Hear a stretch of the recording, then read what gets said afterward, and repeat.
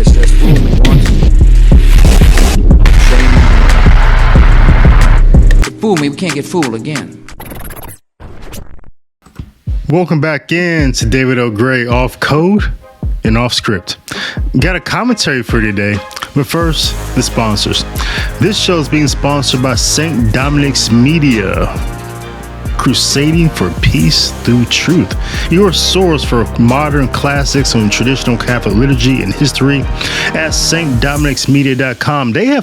St. Dominic's Media have published their first fiction book, which is exciting. It's written by a traditional Catholic priest from Australia named Father Anton Brennan.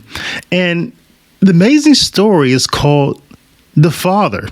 And just for today, St. Dominic's Media is offering you, people who follow me watching this video, a free Kindle version of the book. So that's exciting. Go to stdominicsmedia.com and get your free copy, get your free download of the book, The Father.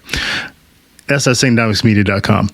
But let me read to you the summary to get you enticed, right? Because I think this is a really exciting novel by Father Anton Brennan. So here's the summary. It says, what would happen if, in a little, very ordinary small country town, a mysterious priest takes up residence in a falling down, decrepit shell of a church? Curiosity will run rife. If the priest, who has no name but Father, shuts himself in with a high fence surrounding the building and grounds, and whose only companion is a little mongrel dog, the priest becomes the main topic of conversation in the area. The villagers know this old church where the priest lives. It's been there forever, but has been shut down for as long as since most of them were born. The women in the town, with little to talk about, find their silent priest bewildering and try their hardest to find out more about him. What does he do all day? What does he wear? What does he eat? They try leaving food for the dog in a bucket hanging near the tall front gates. And if they spot him doing his little bit of shopping in the main street where there's just a few basic shops, he speaks softly, tells them nothing, but is always courteous, keeps his eyes down and blesses them. He is occasionally visited by some great personage in a big black car with darkened windows and bearing a crest on the side of the door. The villagers are now completely mystified. What is this man? Is he a lunatic, a vagabond, someone on the run? No one lives like this. But when the first public mass takes place in the church with the Father, events occur that send the simple, good, ordinary locals into hysterics. People scream. Some swear fearfully. Some faint. Some run for cover out of the church, never to return. But some take it and accept it. Some even begin to understand it.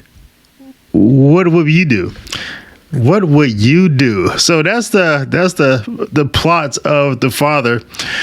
Go get your copy of stdominicsmedia.com and download it on the Kindle, free copy just for today. It sounds interesting, right? A hermit who also celebrates the traditional Latin Mass arrives in a town who had never heard of that, never smelled the smells, heard the bells. What could possibly go right? R-I-T. What could possibly go right? Get your free copy today of The Father at stdominicsmedia.com.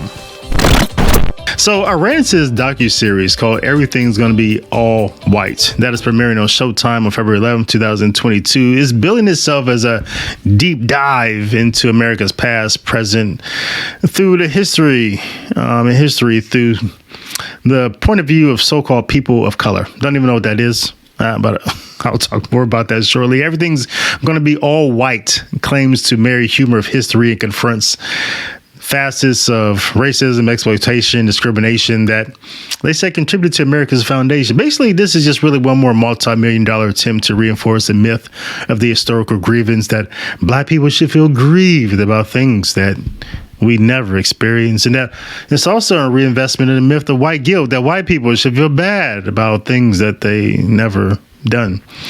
I'll have more to say on this topic, but first, let's watch the trailer. I think what annoys me most about white people is when they pretend like they're the victim.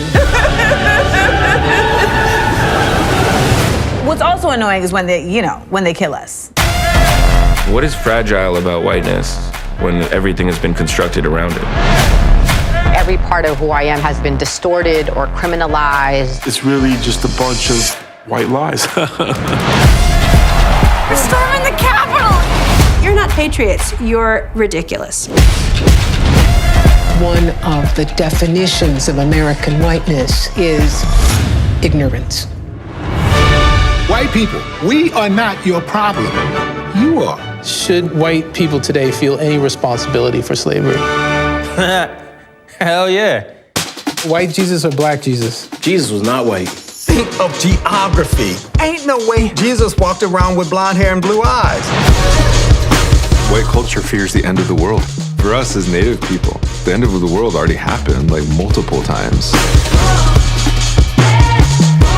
Symbols and monuments, these are mementos of racism. Bring that statue down. Put up a TCBY yogurt or something everybody can get behind. The truth has to be told about history. We have to make sure that these stories are told from our perspective. There's always hope, you know what I'm saying? We don't give up. It's about obliterating systemic and institutionalized racism. This is a wild place, y'all. It's a wild place. I know Harriet and Frederick be up there just like, what is they gonna do?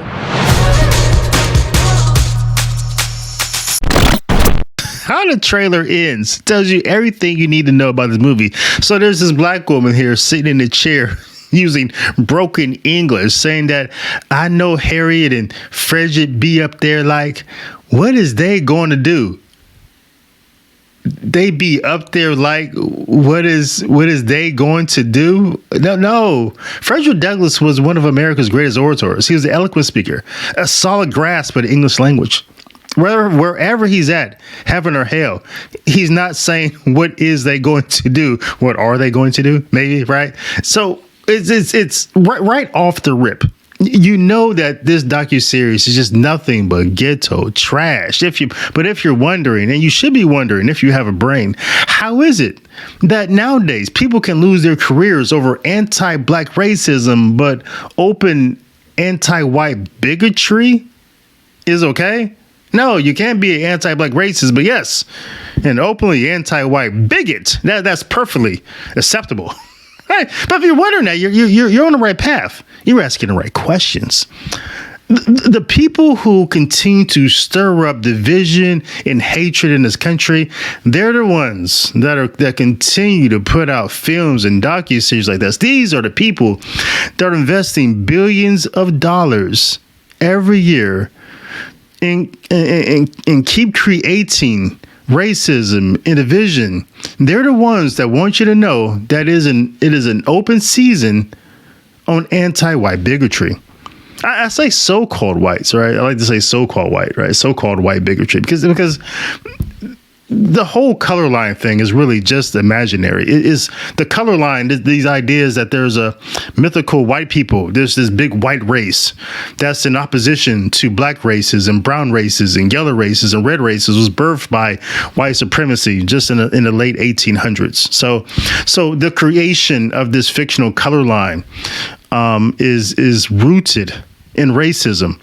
But the same people who say that racism is a bad thing are the same people who are keeping it alive and well, and they're selling you on this myth, and they're pushing this narrative and this lie, this color line, and this division by stirring up division in this docuseries called Everything's Gonna Be All White.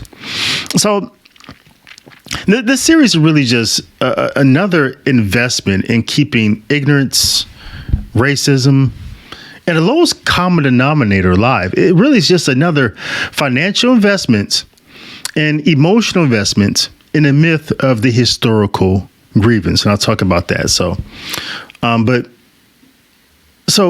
this docuseries is, I would say it's an investment in reinforcing the myth of the historical grievance that black people should feel personally affected by everything done bad to blacks by white Democrats over the last 400 years, right? That black people should feel bad and personally affected by things such as, I mean, what have Democrats done over the last 400 years? Let's see. Slavery, the premature abolishing of the Freedmen's Bureau, which was the reparations after slavery, the Freedmen's Bureau after the Civil War, Jim Crow laws, KKK lynchings, the Tulsa massacre, the Tuskegee experiment. Everything that Democrats have done, black people should feel grieved by that. No matter at what point in time were you born, yesterday or 1972 or 1966, you are personally affected by everything bad that Democrats have done over the last 400 years. But keep voting for Democrats because, you know, they're the ones that can save you because of what they've done. Right? It's such a strange thing, right? These Democrats, they've destroyed your life. You should feel grieved by that, but vote for them because they want to give you access to the black abortion genocide. Right? I mean, you can't make this up. But no, Donald Trump is your enemy. He's the bad white man.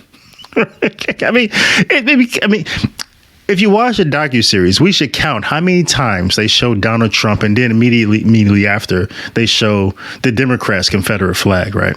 So, I mean, but the myth of historical grievance, it started sometime about the same time as the Civil Rights Movement and has really now turned into a whole cultural tradition that is passed down from one generation to the next. And it has its own sacraments. Martin Luther King Day, who's a birth control eugenicist who sold out black people by partnering with Margaret Sanger and Planned Parenthood. But what's another sacrament? Black History Month, right? Black History Month, February, the 28 days in February every year when black people are taught to have low systematic self-esteem. Systematic low self-esteem, right?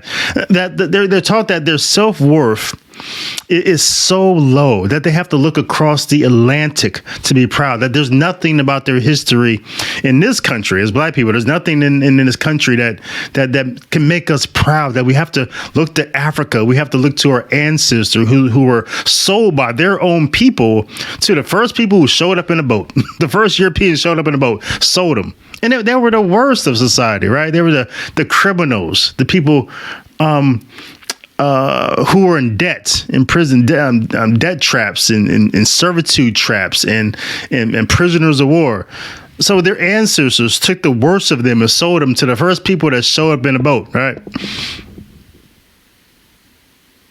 But it's all white people's fault, right? Every problem that their ancestors face is all white people. Let's start with the fact that they were sold by their own people into slavery. So you have the myth of historical grievance here. And it's meant to make white people feel bad about things that they're not responsible for. And then you have this myth of the person of color. I mean, what is that? What's a person of color? That's just throwing some crap at a wall and seeing if it sticks, right? That's just throwing some things together that stuff that's never really worked well together, right? That's like the LGBT, and everyone knows that lesbians don't like gays don't like lesbians, but gays and lesbians, they really don't like bisexuals. I mean, they're like confused by that. Like, it's like a Christian looking at a Gnostic. Man, make up your mind. Make up your mind, right? And lesbians, bisexuals, and gays, none of them like the transgenders because all the gays and the lesbians perhaps thought at one time, well, maybe I'm the wrong gender, but then they grew up and realized that's not scientifically possible. They change your gender, right? So none of them like that person, right? They're just weird, but they're just throwing all this stuff together. I mean, a person of color, I mean, everything's a different color. I mean, let's be honest. White people are the only people of color. I mean, right? Right? I mean, when a white person gets excited, right? They blush, they turn red. When they get cold, they turn blue. When they get sick, they turn yellow. In the summer, they turn brown. When a white person gets gangrene, you can actually see the green, right? White people are the only people of color in this world. I mean, let's give white people some credit here. I mean, there's like, you know, black people always like, white people always taking stuff from us. They taking our music. They took this, they took that. Well, you took the color out of white people, right? I mean, let white people have their color back. Let's call them people of color. This white person thing is just strange. And then look at the video. Look at the scary images in this video. Like first, you have Donald Trump, of course. You got the Democrats' Confederate flag. The Confederate flag is the official flag of the Democratic Party. They never disavowed it. They never changed the name of their party, and they're secretly proud of their history. But the shameful parts, they always convince black people to go burn, right, or tear down, right. Every for the last few summers, they convince black people, oh, go tear down that statue of that Democrat. And black people and these well-meaning white liberals, they go tear down statues of Democrats every summer, right? Hiding the Democrats' history, hiding their shame. You can't make this up, right? And there's really, and the most important thing I want to tell you about this docuseries, Everything's Gonna Be All White, is that there's no end in sight. There's no end in sight. This whole thing is never going to end because, unfortunately, and I'm probably, of course, I'm not supposed to say this, right? Because but this is off code and off script. So I have to say it. There's no end in sight. Right? The black community is a matriarchy. It is a matriarchy. And when I say black community, I use that loosely. I use it very loosely. It's a bunch of, what I'm speaking of is all these liberal blue cities, right? That's run by women. From black women, liberal black women, from the mayor's office to the schools to the churches to the homes, everything's run by liberal black women. And I really don't have time here in this video to go into the series, go into the story, go into history about how all this happened since integration. But it happened. It's true. It's a fact that the black community in these cities are run by black women. They're the ones who are passing down the myth of the historical grievance. They are the ones raising these boys, many of them who do not have fathers active in their life, raising them to believe the historical grievance, making them soft little punks who take no accountability for their life whatsoever. Believing that it's all the white man's fault, right? And that's the real fruit of the historical grievance. That nothing in your life is your fault. Nothing in your life is your fault. It's all the white man's fault. Everything that's bad happened to you because of the historical grievances. You don't have to take any accountability. And this is why you see so much violence and so much stupidity going on in the world, because no one has to take accountability because nothing is their fault. But that's the myth that's being passed down by the liberal black woman to her sons. You have guys like Dr. Umar Johnson and Tariq Nasheed, who are trying to restore the black male patriarchy, but it's like a foolish mission because there's no foundation in place to create a black patriarchy, because there's no Christianity. There's not even any Islam. There's not a religious foundation or cultural foundation to create a patriarchy, right? So patriarchy, you just can't, it doesn't come down from on top. It comes from up. That's historically how it's always been the case. So it's over. The black community is a matriarchy. It's being run by Delta Sigma Thetas, Alpha Kappa Alphas, Links Incorporated, Jack and Jill International, all the affluent black liberal women groups, and also the Black Lives Matter street activist women, right? So nothing's going to change. The myth of historical grievance is always going to be with us. And liberal black people, accept it, right? They're going to continue to accept and blame white people for all their problems and for the total. So the historical grievance is basically saying, let me say this another way. It's basically saying that you are not the total summation of your life. You are not the total summation of every life decision you ever made. No, your life is a total summation of everything the white Democrats have done. Your life is not the total summation of your choices. Your life is a total summation of what white Democrats have chosen to do to you. Right? But still vote for them every 2 years because that's your savior. So understand this about this docuseries. Everything is going to be all white.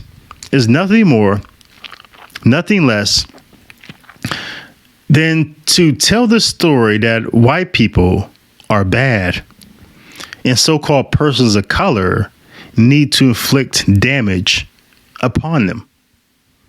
Yes, this movie is another investment in the idea that white people need to be exterminated and have all of their property taken. And instinctually, I think that you know that that's where the country, that's the central message that they want to send. And instinctually, I think you know, when you look around, you see all the violence moving closer and closer to your neighborhood. When you see cities in California being overrun with crime not being enforced anywhere. This is, I know Marxism is a scary word. It's like that boogie word, right?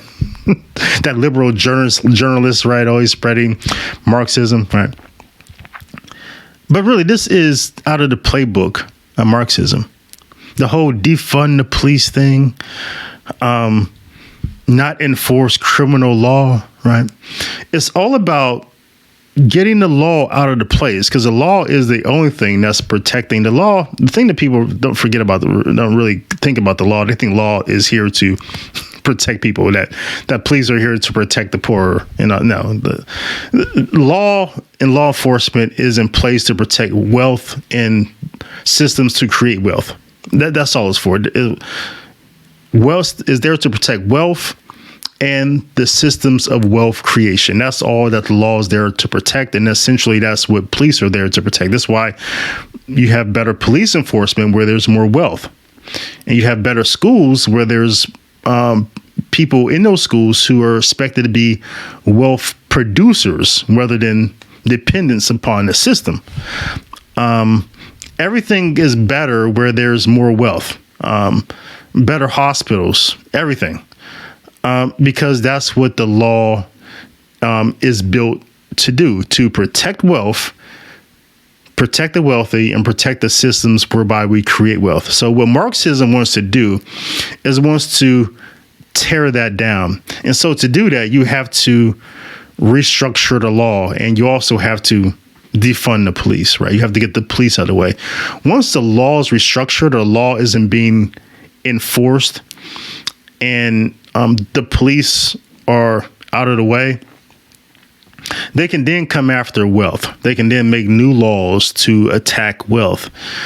They can have poor people move into areas where there was wealth, right? So this is what it's all about. It's Marxism, right? And so it's really not so. It's not so much a race war that you see coming online, right? It sort of feels like that. It sort of looks like that. This color line racism. But if you really follow the money and see who's funding these things, people like Soros, who are actually buying attorney general's offices, right? Again, the people who enforce the law, write the laws.